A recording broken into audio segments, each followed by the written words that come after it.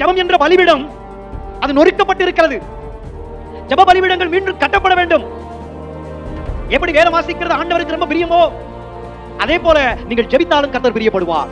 என் பிள்ளை என்ன நோக்கி கூப்பிடுகிறது, என் பிள்ளை என்னை நோக்கி பேசுகிறது, என் பிள்ளை என்னிடத்தில் பேசுகிறது, என் பிள்ளை என்னோடு கூட உறவாடுகிறது, என் பிள்ளை என்னிடத்தில் நேரத்தை என்ன செய்கிறது, செலவிடுகிறது என்று ஆண்டவர் உங்கள் மீது என்ன செய்வார், பிரியமாய் இருப்பார். அப்படிப்பட்ட பலிபீடங்களை நீங்கள் இந்த நாளிலே கட்டி எழுப்ப வேண்டும் என்று ஆண்டவரை நோக்கி திரும்புங்கள் என்று உங்களை பார்த்து பேசிக் கொண்டிருக்கிறார்.